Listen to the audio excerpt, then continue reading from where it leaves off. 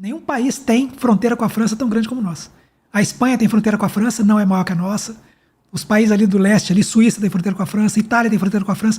Nenhum deles tem a fronteira com a França tão grande como nós temos. Nós somos o país do mundo que tem mais fronteira com a França, na Guiana Francesa, que é colônia. Sim. Então, e o Amapá ficar sozinho lá, abandonado, não é um risco para o Brasil? É um risco, é um risco. Eu vi planejamentos estratégicos em governos anteriores que previam a integração rodoviária do Amapá com o resto do Brasil. Vamos analisar um caso que já existe aí, tá?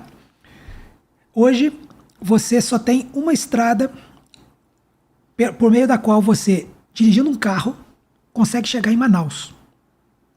Certo? Partindo do núcleo central brasileiro. É a BR-319. Ela liga Rondônia ao interior do Amazonas e vai chegar em Manaus. Tá bom? Então, vamos dizer assim, você tem esta estrada. Essa estrada, ela passa no meio de várias áreas indígenas. Então, você tem um primeiro pedaço dela que é pavimentado, você tem um pedaço final dela já próximo de Manaus que é pavimentado. E você tem o que eles chamam de aspas, meio, aspas, certo? O meio da BR-319, que é uma estrada de terra em péssimas condições, quase que intransitável. Quando nós montamos a estratégia de combate ao Covid-19, no auge da crise, você lembra em janeiro de 2021, que começou a morrer gente em Manaus por falta de oxigênio, lembra? Uhum. Né? Eu era diretor de logística do Ministério da Saúde. Na época, aliás, eu era assessor do ministro. Bicho, um dia o ministro da Saúde chegou para mim e falou assim, Ridalto, nós vamos começar o combate, você viu que em Manaus tem gente morrendo, papapá. Eu tinha acabado de chegar, tinha morrido gente em Manaus naquela semana. E aí ele falou assim, resolve para mim o problema do oxigênio, vamos em cima disso aí, porque senão o bicho vai pegar. Não é você resolve sozinho, é claro que tem toda uma estrutura, mas coordene a estrutura, veja como aprimorar essa estrutura já existente para que nós possamos resolver o problema lá e impedir que se alastre para outras regiões. Bicho, uma solução que nós bolamos foi, leva o troço de caminhão. E aí fomos tentar passar pela BR-319, em janeiro, em fevereiro, bicho. 3 trator puxando cada caminhão. Conseguimos passar? Conseguimos. Chegou o caminhão quebrado, levou 2 semanas, passamos. Tá certo? Essa estrada BR-319, há 30 anos atrás, ela era pavimentada em toda a sua extensão com asfalto. Ela era asfaltada de ponta a ponta. O mesmo caminhão, em menos de 24 horas, teria levado oxigênio, não teria morrido ninguém. Ninguém teria morrido. Tá certo? Com uma carreta por dia, todos os dias, Manaus estaria abastecida na quantidade necessária. Uma carreta. Então você botava ali umas 6, 7, 8 carretas fazendo o itinerário de volta e resolvia o problema. Sem precisar de avião, sem precisar de nada. Ponto, tá resolvido, ninguém morre. Só que a estrada estava naquele estado lá. Então isso é a BR-319. O que eu vi o planejamento estratégico em governos anteriores? Vamos construir uma estrada que saia de Santarém, tá certo? E ligue, e leve asfalto até o Amapá. Vai atravessar onde? O Amazonas. Pô, é o Amazonas. E, aliás, é o Amazonas mais próximo da Foz, ou seja, é um baita de um rio. Só que naquele trecho, tem o trecho do rio Amazonas onde o rio é mais profundo e é mais estreito. Então, a engenharia diz que ali seria possível você construir uma grande ponte que atravessasse o Amazonas na região do Estreito de Óbidos, que é o ponto que dá para fazer. Ali o rio é fininho, é estreitinho. Ele tem apenas 1 quilômetro de largura, mas dá para fazer. 1 quilômetro. É apenas 1 quilômetro, porque em alguns trechos do Amazonas tem 40 quilômetros de largura. Tá? Mas ali ele tem apenas 1 quilômetro. Então ali você consegue fazer a tal da ponte. Certo? E aí você bota uma estrada que vai ligar até o Amapá e chega lá em Macapá. Bom, só que foi um plano de governos anteriores que não foi levado ao cabo e hoje está na gaveta, né? Então isso não vai sair tão cedo. Tá certo? O Amapá vai continuar dependendo das balsas que fazem viagens quase que oceânicas para poder passar ali pela Foz do Amazonas e chegar em Macapá. Tá bom?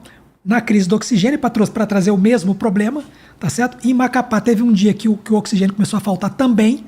A gente viu que ia morrer gente, porque a tal da balsa que faz o caminho lá resolveu naquele dia pifar o motor, não conseguiu sair do Porto de Belém.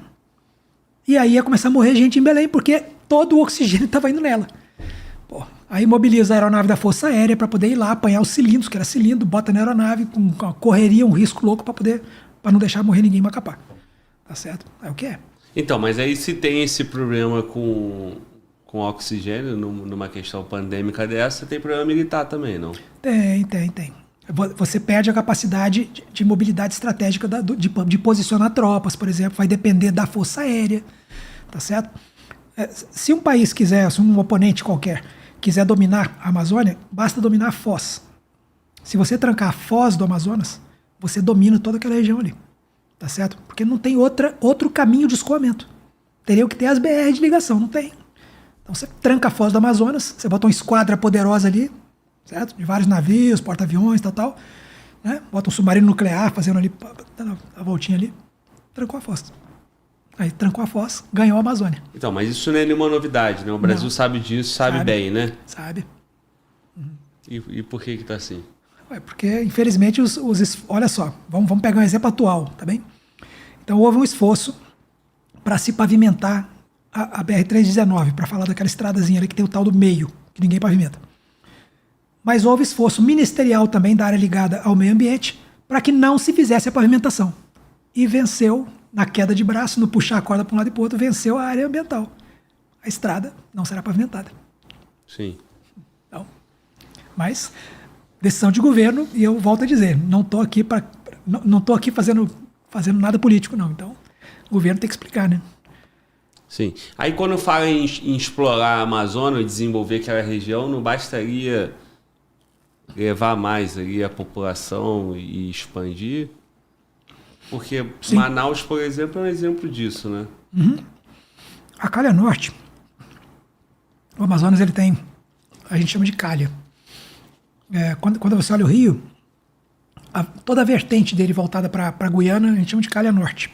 E tudo que é do Amazonas para baixo é calha sul. Tá certo? A calha norte ela é o maior anecúmeno brasileiro.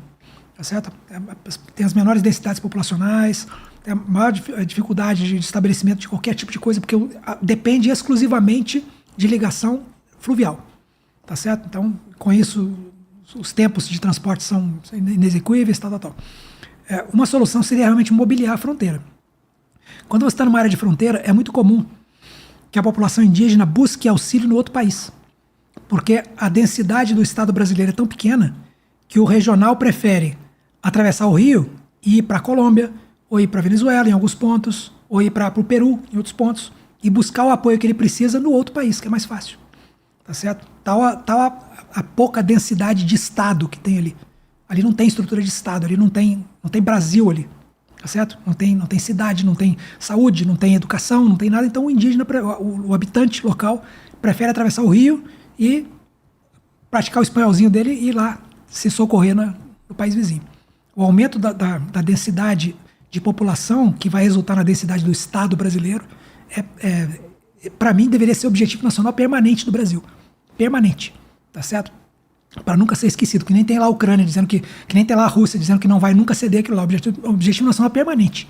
Certo? Nunca vamos ceder. Devia ser a mesma coisa.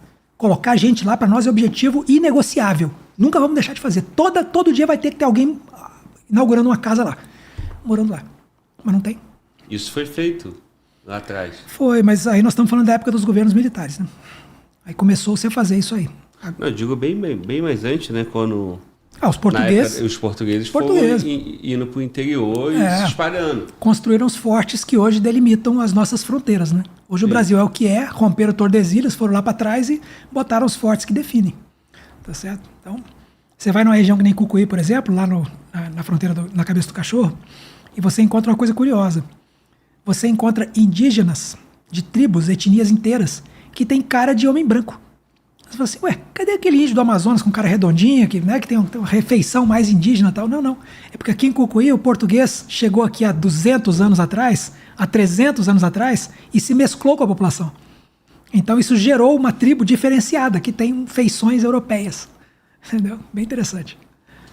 Porque esse povo aí ele tem mais identificação com os outros países. O apoio dele é todo lá. É isso aí. Então quem está perto do Peru, Colômbia, por aí vai. Mais a questão ambiental. Bom, aí é um risco, né? É um risco. Para mim, tinha que ser política de Estado. Ou seja, troca governo, não importa quem é o governo de plantão. Não importa se é de esquerda, de direita. Tinha que ter uma política de Estado respeitada por todos os governantes que assumissem para manter, para desenvolver a Amazônia, respeitando ali as necessidades da população indígena, respeitando o meio ambiente, mas desenvolver a Amazônia e integrar a Amazônia. Sim, é.